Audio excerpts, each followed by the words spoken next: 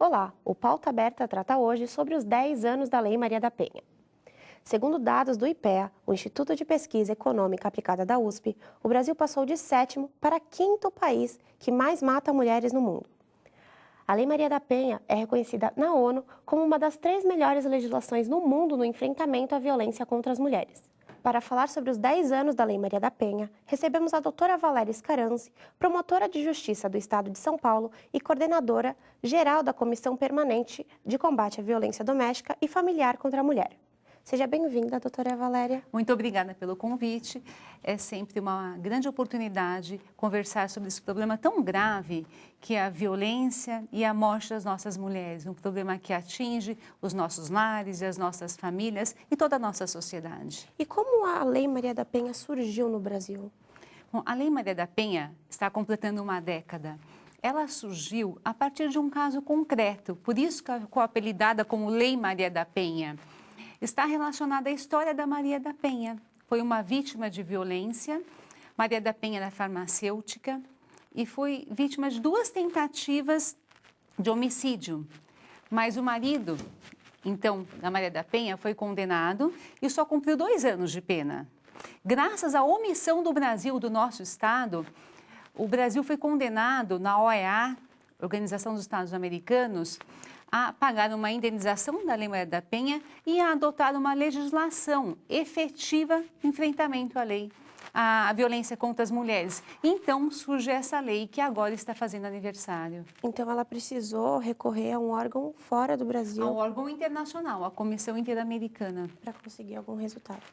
E o Brasil foi condenado. Por isso nós temos hoje uma lei de enfrentamento, uma lei de proteção integral à mulher, não só uma lei de enfrentamento. Doutora, dados do IPEA de 2015 mostraram que houve uma redução de 10% de homicídio de mulheres brancas, nessa uma década, mas em contrapartida houve um aumento de 54% de mortes de mulheres negras. Por que esse número?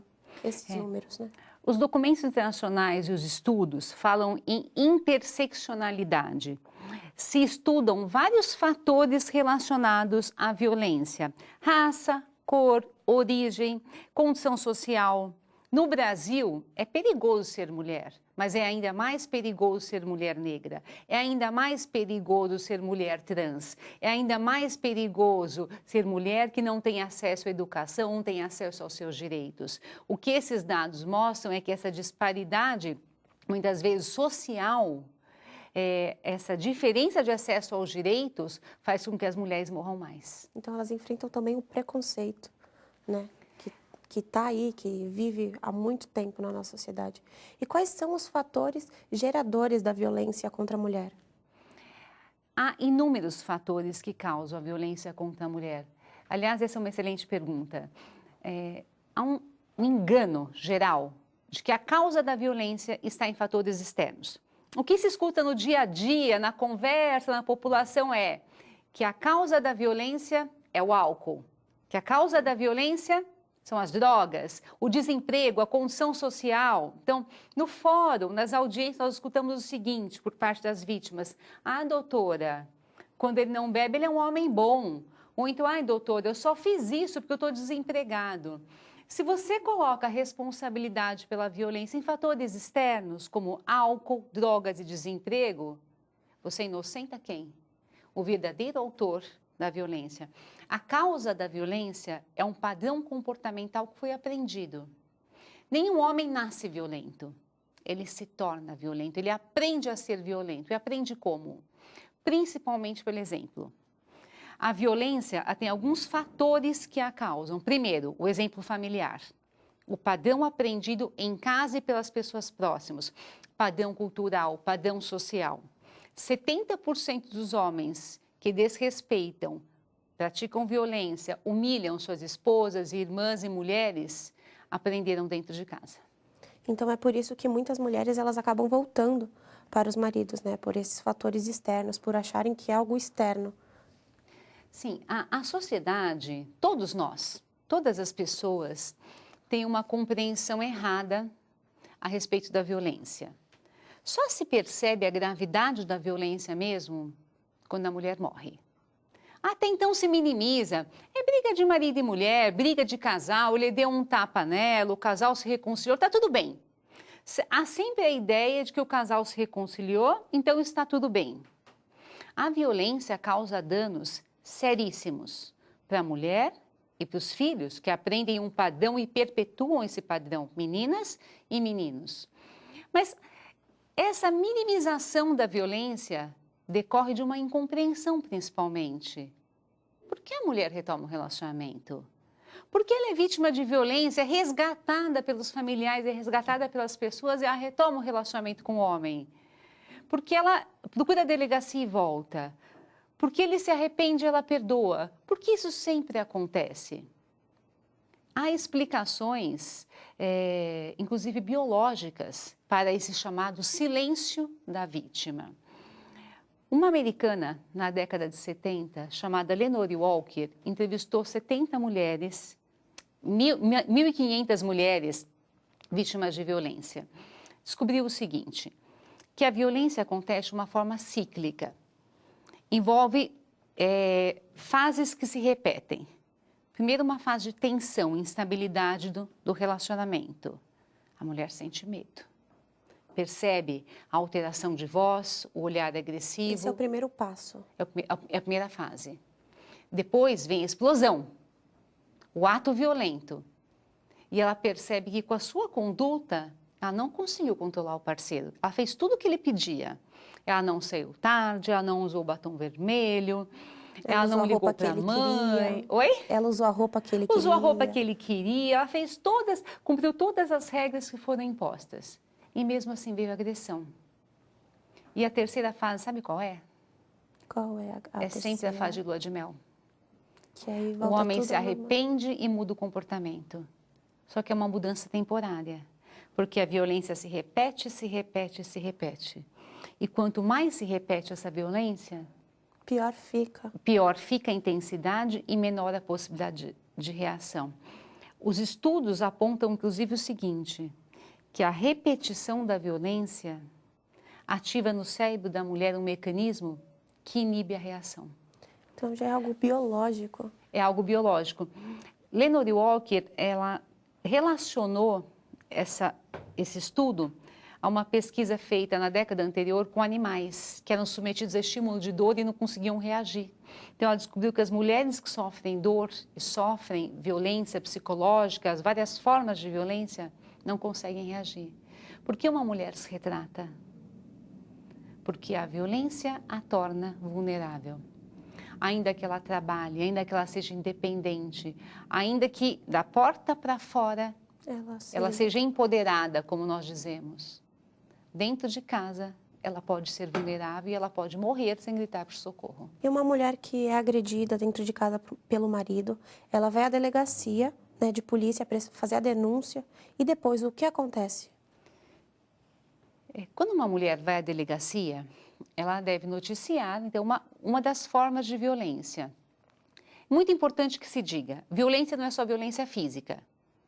A ameaça de morte, dizer para a mulher, se você não for minha, não vai ser de mais ninguém, é ameaça de morte. A mulher pode registrar, é uma violência. Está dentro da Lei Maria da Penha. Está dentro da Lei Maria da Penha. Xingar a mulher com palavras de baixo calão, minimizar a mulher, humilhar a mulher, está na Lei Maria da Penha.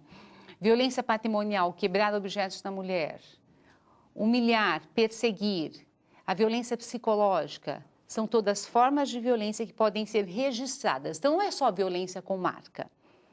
Ela vai na delegacia e registra a ocorrência. Mesmo que ela não tenha testemunhas, ela tem direito de registrar a ocorrência. É importante que, nesse momento, ela já diga para o delegado, eu quero esse processo. Para alguns crimes, a lei exige um sim da vítima. O nome jurídico desse sim é representação. Então, é importante que ela já diga no ato lá do boletim de ocorrência, eu quero esse processo, eu quero essa investigação, eu quero representar. Ela até pode escrever quando ela assina, quero representar, quero essa investigação. Isso já vale como um pedido para o delegado. Não todos os crimes dependem dessa autorização, mas alguns dependem. E é muito importante que ela já peça proteção. A Lei Maria da Penha contém medidas protetivas. Então, ela tem que pedir a proteção e afirmar que houve mesmo a agressão do marido. Ela noticia o que aconteceu e ela solicita a proteção. Pela lei, o delegado deve questionar a vítima quanto às medidas protetivas, mas se ela não for questionada, ela deve dizer: eu conheço a Lei Maria da Penha, eu quero os meus direitos, eu quero pedir proteção. Então, ela vai, faz o boletim de ocorrência. E solicita né, medidas protetivas. Solicita. E quais são os benefícios que a Lei Maria da Penha traz para a mulher que prestou a denúncia, que fez a denúncia? A Lei Maria da Penha é uma lei de proteção integral. Aqueles que dizem que a Lei Maria da Penha é uma lei de caráter punitivo, uma lei que veio para punir o agressor, são pessoas que certamente não conhecem a lei, que não conhecem os benefícios dessa lei. É uma lei que possibilita o encaminhamento da vítima para programas de atendimento, programas de recuperação da vítima, prevê o abrigo da vítima, o abrigamento em caso de um risco grave de morte, prevê programas de reeducação familiar para o agressor, com índices de reincidência baixíssimos. Poucas pessoas sabem dessas coisas, né, que ela propõe. Essa é a importância do nosso bate-papo, que as possibilita. pessoas saibam que a Lei Maria da Penha é uma lei que veio para mudar a vida das pessoas. É um instrumento de transformação social, é um instrumento apto a salvar a vida das nossas mulheres mesmo. E nos casos de violência contra a mulher, a punição para o agressor é a prisão? A Lei Maria da Penha, ela trouxe uma nova visão para o processo. É um tipo de violência que ela é praticada pela pessoa comum, pelo homem comum, né? Um homem primário, de bons antecedentes, assim, uma pessoa que leva uma vida social absolutamente normal. Que não aparenta nada. Nada, nada, nada, nada. Existem 3 tipos de violência contra a mulher, basicamente. A violência sexual praticada contra meninas e adolescentes, que em regra é cometida por pais e padrastos, 70%. Nossa. Nós ensinamos nossas filhas a tomar cuidado na rua, né? Tomar cuidado, Mas não quando fale se trata com de violência estranhos. sexual, o perigo mora em casa. A violência praticada por parceiros contra suas namoradas, esposas e as ex. E a violência praticada por filhos contra mães, Nossa. né? Quando elas já são mães idosas. Em relação a esses 3 tipos de homens agressores, são homens comuns. Homens que socialmente são acima de qualquer suspeita. Então, raramente, quando os fatos são noticiados, as pessoas acreditam, porque o comportamento social é incompatível com o relato da vítima. Ele não mostra para as pessoas o que ele é dentro de casa. E a mulher que já está separada do marido, final de relacionamento, mas esse marido continua ameaçando, continua agredindo. A Lei Maria da Penha, ela também protege essa mulher? Nossa, excelente pergunta. Esse é o momento de maior cuidado.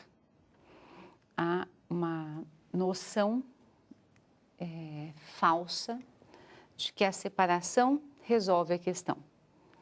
Na verdade, os maiores índices de morte de mulheres no Brasil e no mundo acontecem após a separação. 40 a 45% das mulheres morrem nos primeiros 2 meses após a separação. Nossa, que número alto. 85% a 90% das mortes acontecem no primeiro ano da separação. Quando é que vem a morte da mulher? Quando ela dá um não definitivo para o homem, quando ele percebe que não existe mais a possibilidade de retomar aquele relacionamento. É um resgate da masculinidade, é uma questão de poder. Então, a população em geral, as pessoas muitas vezes pensam, o casal se separou, está tudo resolvido. Não. A separação é o momento de maior risco de feminicídio. É aí que as autoridades, é aí que as pessoas devem ficar mais atentas, principalmente quando o homem não se conforma com a separação, quando ele persegue a mulher, aquele comportamento de stalker, ele persegue, ele vai atrás, ele liga insistentemente, ele não se conforma. Então, os índices são elevadíssimos de morte. Doutora, no segundo bloco a gente continua falando do feminicídio e de outras questões também que envolvem a Lei Maria da Penha. Pauta Aberta vai para um rápido intervalo e no segundo bloco a gente continua falando sobre os 10 anos da Lei Maria da Penha.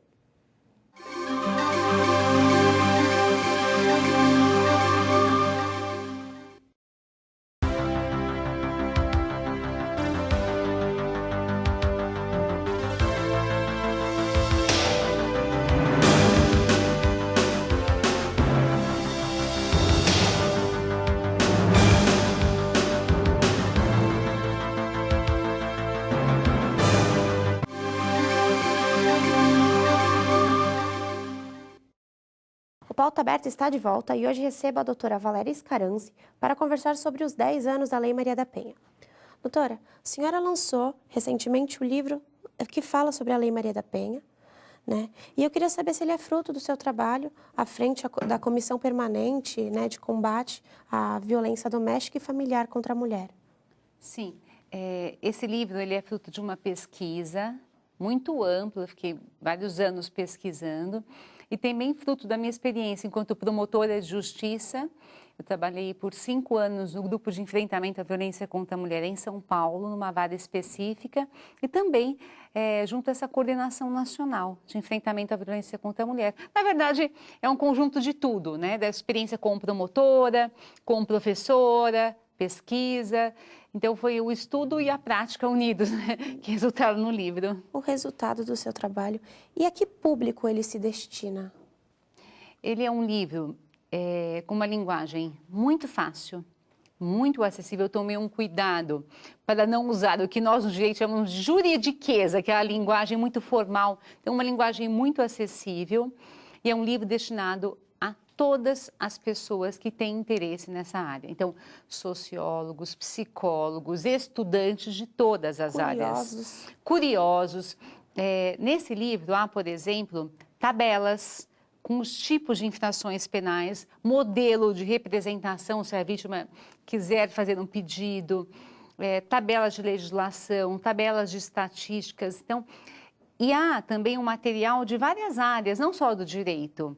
Então, serviço social, psicologia. Então, história também, né? História. Fiz uma pesquisa bem ampla em várias faculdades, inclusive. Então, não é só um livro jurídico, é um livro multidisciplinar, é uma abordagem multidisciplinar. E a Lei Maria da Penha, ela também protege lésbicas, travestis e transexuais? Essa é uma questão bastante controvertida. O meu posicionamento é de que sim, né? Como é que nós resolvemos essa questão? Há 2 entendimentos. Primeiro, a Lei Maria da Penha fala em mulher. Primeiro entendimento, você considera mulher sob aspecto biológico, né? Sob aspecto macho-fêmea. Então, quem nasce homem é homem, quem nasce mulher é mulher, né? Naquele aspecto biológico. Segundo, se adota um conceito jurídico do que é mulher. O direito já tem reconhecido que a mulher trans é mulher. Porque, embora biologicamente homem, tenha nascido biologicamente homem, psicologicamente é mulher.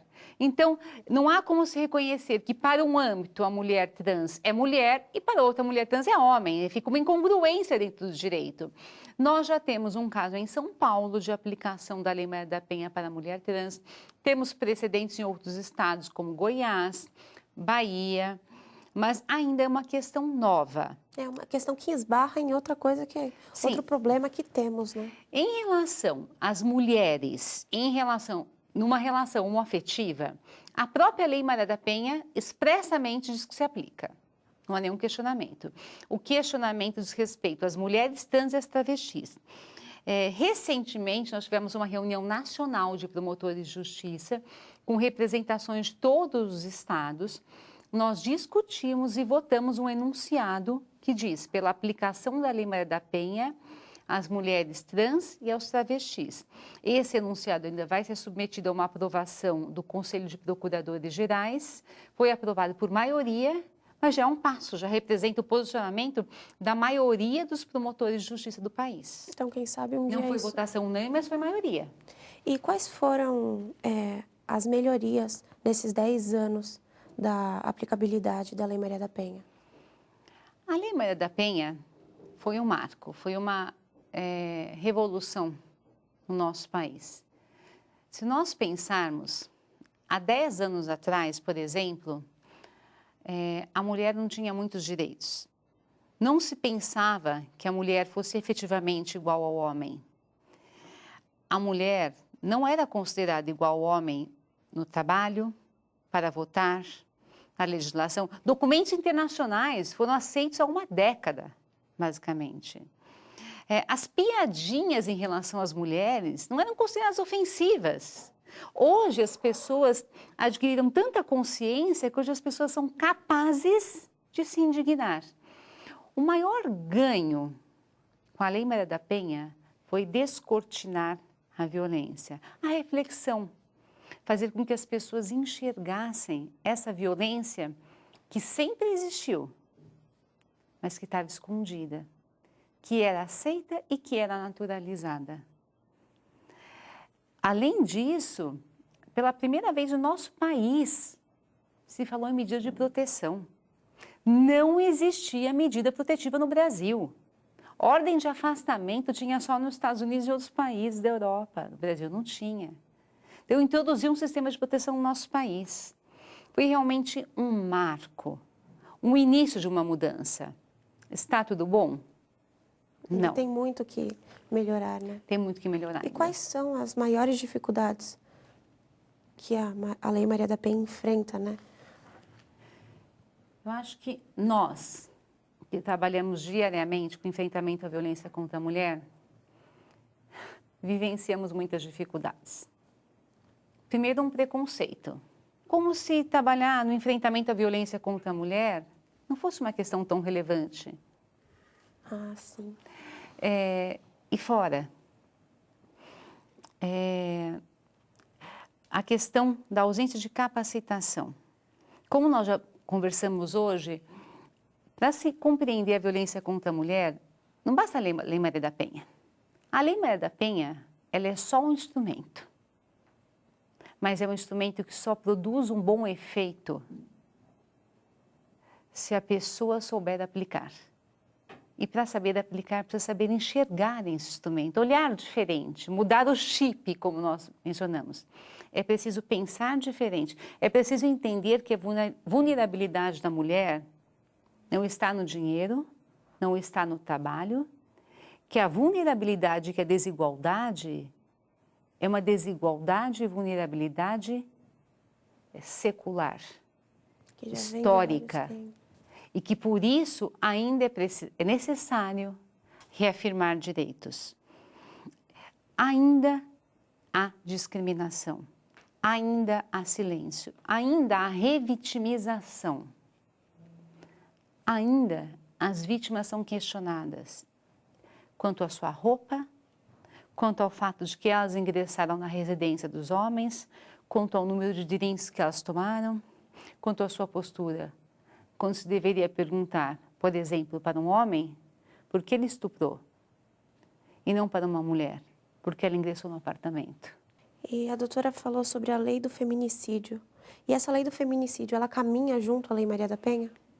Sim, são dois instrumentos que se complementam. Lamentavelmente, na lei de feminicídio não consta a palavra gênero, consta sexo feminino, né? Não foi aceita a referência a gênero. Mas são duas leis que caminham juntas. Na verdade, se a Lei Maria da Penha for aplicada, efetivamente aplicada, não há necessidade de uma lei de feminicídio. Feminicídio é o último capítulo Então, só quando de uma história. o homicídio. Feminicídio, ele é o capítulo final de uma história de violência. Antes da morte, a vítima já procurou ajuda por várias vezes. Ela já pediu socorro por várias vezes. Se nós conseguirmos interferir em um desses capítulos, nós não chegamos no capítulo final. Os 54%, né, que o IPEA revelou para Das a mulheres gente, das negras mulheres negras, que morreram. não teria esse aumento gigantesco. Agora, que tem. hoje é necessária uma lei de feminicídio, porque hoje ainda se julga a mulher pela honra, por exemplo. Num julgamento de feminicídio, ainda se faz referência à honra da mulher e ainda se aponta o homem que mata como aquele homem apaixonado, que matou por amor. Como se matar por amor, um ato de posse. Aquele que se julga senhorio, dono da mulher, fosse um ato de amor. Então, E não um ato de possuidor. Então, o Brasil precisa muito evoluir juridicamente, né, e socialmente para a implementação, uma melhor implementação da Lei Maria da Penha. Sim, mas o que nós estamos fazendo hoje? Levando as pessoas à reflexão. E o que nós estamos fazendo hoje já contribui para a mudança da nossa sociedade. Porque quem nos ouve pode não julgar e pode encaminhar uma mulher a pedir ajuda. Pode mudar, né? Pensar Alguma coisa. diferente, não julgar, ajudar, saber enxergar a violência já é um passo bem relevante para diminuir esses índices de feminicídio. Doutora, muito obrigada pela participação no Pauta Aberta de hoje e parabéns pelo livro que fala sobre a Lei Maria da Penha. Eu que queria agradecer a oportunidade, a alegria de voltar aqui para São Judas. Já fui professora aqui, já faz muitos anos, mas é uma alegria estar aqui novamente. E gostaria de dizer para as pessoas que estão assistindo, que vão assistir o programa, da importância que cada um de vocês pode ter na vida das pessoas. Primeiro, nunca julgar uma vítima de violência. Segundo, aconselhar, estar atento, ter essa relevância de que cada um pode fazer diferença na vida do próximo. Se tantas mulheres morrem no Brasil, é porque essas mulheres não encontraram um ombro. E quem sabe você não pode ajudar de alguma maneira?